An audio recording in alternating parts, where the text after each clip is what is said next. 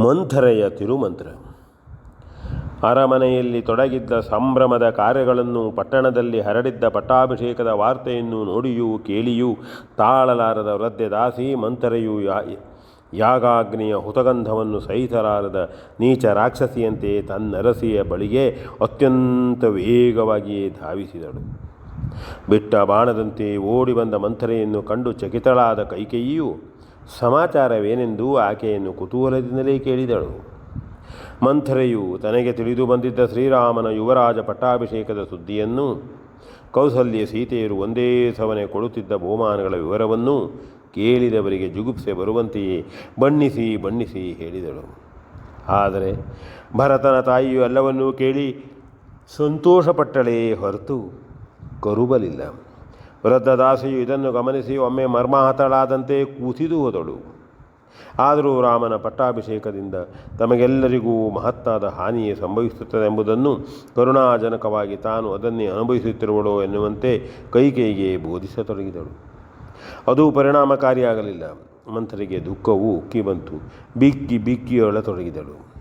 ಅಳುತ್ತಾ ಕೌಸಲ್ಯೆಯೂ ಸುಮಿತ್ರೆಯೂ ಮಹಾರಾಜನ ಪ್ರೀತಿಯ ರಾಣಿಯ ಮೇಲೆ ಸವತಿತನದ ಸೇಡನ್ನೇ ತೀರಿಸುತ್ತಿರುವರೆಂದು ಗೊಣಗಾತಿದಳು.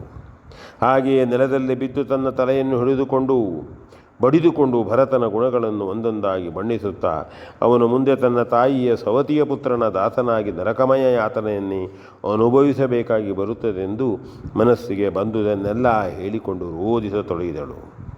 ಕೈಕೇಯಿಯು ತನ್ನ ದಾಸಿಯ ಈ ಸ್ಥಿತಿಯನ್ನು ಕಂಡು ಕನಿಕರದಿಂದ ಆಕೆಯನ್ನು ಬಹುವಿಧವಾಗಿ ಸಂತೈಸಲು ಪ್ರಯತ್ನಿಸಿದಳು. ಅವಳಿಂದ ಸಾಧ್ಯವಾಗಲಿಲ್ಲ. ಆದರೆ ಕೈಕೇಯಿಯ ಈ ಕೃತ್ಯದಿಂದ ಮಂಥರೆಯು ಅವಳನ್ನು ಬಗೆಬಗೆಯಾಗಿ ಚೀಗಳೆದು, ಮಗನ ಸೌಭಾಗ್ಯವನ್ನೇ ಮುರಿದು ಮುಕ್ಕುವ ಪಿಶಾಚಿ ಎಂದು ಹಳಿಹಳಿದು ರೋಧಿಸುತ್ತಾ ಆಕೆಯ ಹೃದಯ ಕ್ಷೇತ್ರವನ್ನು ತಾನು ಬಿತ್ತಬೇಕಾಗಿರುವ ದುರ್ಬೀಜವು ಎಂತಿರಬೇಕೆಂಬುದನ್ನೇ ಗಮನಿಸುತ್ತಿದ್ದಳು. ಭರತನ ಕುರಿತು ಆಡಿಕೊಂಡು ರೋಧಿಸಿದರೂ ಅವನ ತಾಯಿಯ ಹೃದಯವು ಪಲ್ಲಟವಾಗಲಿಲ್ಲ. ಆದರೂ ಮಂಥರೆಯು ಕಾರ್ಯವನ್ನು ಸಾಧಿಸಿಯೇ ಬಿಡಬೇಕ ಛಲದಿಂದ ಅರಸನ ಮೇಲೆಯೇ ಅಪರಾಧಗಳನ್ನು ಹೊರಿಸತೊಡಗಿದಳು. ಹಾಗೆಯೇ ಯೌವನವೆಲ್ಲ ಕಳೆದ ಮೇಲೆ ಚಿಕ್ಕ ಪ್ರಾಯದ ಕನ್ನಿಕೆಯರನ್ನು ಮದುವೆಯಾಗಿ ಕೇವಲ ಸ್ವಾರ್ಥ ಸುಖದ ಅಭಿಲಾಷೆಯನ್ನೆಲ್ಲ ಪೂರೈಸಿಕೊಂಡು ಕೊನೆಯಲ್ಲಿ ಅವರನ್ನು ಕಸದಂತೆ ತುಚ್ಛೀಕರಿಸುವ ಮಾನವ ಕುಲವೇ ಹಾಳಾಗಿ ಹೋಗಲಿ. ಅವರಿಂದ ನರಮಾಂಸ ಭಕ್ಷಕರಾದ ರಾಕ್ಷಸ ಪಿಶಾಚಿಗಳೇ ಮೇಲು. ಅವು ಹೆಚ್ಚು ಮಾಡಿದರೆ ಜೀವವನ್ನೇ ತಿಂದಾವು. ಜೀವ ಬಿಟ್ಟು ಇವರಂತೆ ಜೀವನವನ್ನೆಂದಿಗೂ ಮುಕ್ಕಲಾರವು. ಆಹಾ, ಮಕ್ಕಳಾಗುವವರಿಗೆ ನಮ್ಮ ಕೈಕೆಯ ಮೇಲೆ ವೃದ್ಧರಾಜನಿಗೆ ಎಷ್ಟೊಂದು ಪ್ರೇಮ. ಅಡಿಗಡಿಗೆ ಬಂದು ಮಾತನಾಡಿಸುತ್ತಿದ್ದನು. ಅಪೇಕ್ಷಿತಗಳನ್ನೆಲ್ಲ ಪೂರೈಸಿಕೊಡುತ್ತಿದ್ದನು. ನಿದ್ರೆ ಬರುವಾಗ, ದೇಹವು ಬಳಲಿದಾಗ, ಇಂದ್ರಿಯವು ಹಸಿದಾಗ, ಹೆಚ್ಚೇಕೆ ಯುದ್ಧದಲ್ಲಿ ಜೀವ ಹೋಗಬಹುದಾಗಿದ್ದಾಗ ಸಹ ಬೇಕಾಗಿದ್ದವಳು ಮಕ್ಕಳಾದ ಮೇಲೆ ಮೆಲ್ಲನೆ ದೂರವಾಗತೊಡಗಿದಳು. ನಾನು ಅಂದಿನಿಂದಲೇ ಪರೀಕ್ಷಿಸುತ್ತಿದ್ದೆನು. ಅವರಿಬ್ಬರ ಮಕ್ಕಳನ್ನು ಪ್ರೀತಿಸಿದಷ್ಟು, ಮುದ್ದು ಮಾಡಿದಷ್ಟು ಸರ್ವಸ್ವವನ್ನು ತೆತ್ತು ಸಂತೋಷಪಡಿಸಿದ್ದ ಈ ಒಳಮಗನನ್ನು ಕಾಣುತ್ತಿರಲಿಲ್ಲ. ವಿಶ್ವಾಮಿತ್ರರ ಗುರುಕುಲಕ್ಕೆ ರಾಮನನ್ನು ಕಳಿಸುವಾಗ ಭರತನು ಬೇಡವಾಗಿದ್ದನು. ಮತ್ತೆ ಹೇಗೋ ಮದುವೆಯೆಂದು ಆಗಿದೆ. ಪುಣ್ಯಾತ್ಮನಾದ ಯುಧಾಜಿತವು ಒಳೆಯನನ್ನು ಕರೆದೊಯ್ಯುವಾಗ ಸುಮಿತ್ರೆಯ ಮಗನೊಬ್ಬನನ್ನು ಗುಪ್ತಚರನಾಗಿ ಜತೆಯಲ್ಲಿಯೇ ಈ ರಾಜನು ಕಳುಹಿಸಿದ್ದಾನೆ. ಪಟ್ಟವನ್ನು ಯಾರಿಗೆ ಬೇಕಾದರೂ ಕಟ್ಟಲಿ. ಅರಮನೆಯಲ್ಲಿ ಸಮಾರಂಭವು ನಡೆಯುತ್ತಿದ್ದರೆ ಅದಕ್ಕೆ ಭರತನು ಬೇಕಾಗಿಯೇ ಇಲ್ಲವಲ್ಲ. ಅವನ ಮೇಲೆ ಮಗನೆಂಬ ವಾತ್ಸಲ್ಯವಿದ್ದರಲ್ಲವೇ ಅಲ್ಲ. ಎಲ್ಲಿ ಮಗನೋ, ಎಲ್ಲಿ ತಂದೆಯೋ.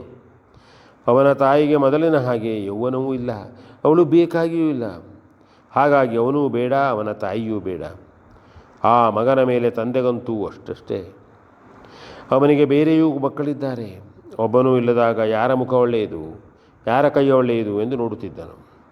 ಹೆತ್ತ ತಾಯಿಯಾದರೂ ಇರುವ ಒಬ್ಬ ಮಗನ ಮೇಲೆ ಕರುಣೆಯನ್ನಿಡಬೇಡುವೆ? ಸವತಿಯ ಮಗನ ಪಟ್ಟಾಭಿಷೇಕದ ಕುರಿತು ಎಲ್ಲೆಲ್ಲದ ಆಸಕ್ತಿಯವಳಿಗೆ. ತನ್ನ ಮಗನನ್ನು ಹೊರಗಟ್ಟಿ ಕೈಗೊಳ್ಳುವ ಸಮಾರಂಭದಲ್ಲಿ ಇವಳಿಗೆ ಪಾಲ್ಗೊಳ್ಳಬೇಕು. ಪಾಪ, ನಾನೇಕೆ ಈಕೆಯನ್ನು ಹೀಗೆಂದು ಹೇಳಿ ಹಳಿಯಬೇಕು?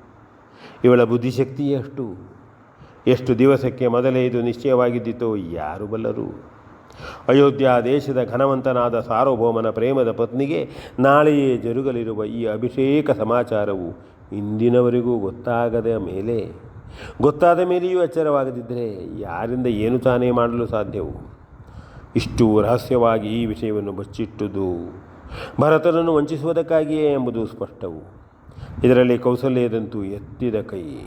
ಮಹಾರಾಜನು ನಿನ್ನೆ ರಾತ್ರಿಯನ್ನು ಅವಳ ಅಂತಃಪುರದಲ್ಲಿಯೇ ಕಳೆದದಂತೆ. ಅಲ್ಲಿಯೇ ಆ ತಿರುಮಂತ್ರದ ಉಪದೇಶವಾಗಿರಬೇಕು. ಒಂದು ಅರಿಯದ ಮುಗ್ಧೆಯವಳು ಮುಖವನ್ನು ಮಾತ್ರ ನೋಡಿ ಹೊಸವೆಂದು ಹೋದಳು.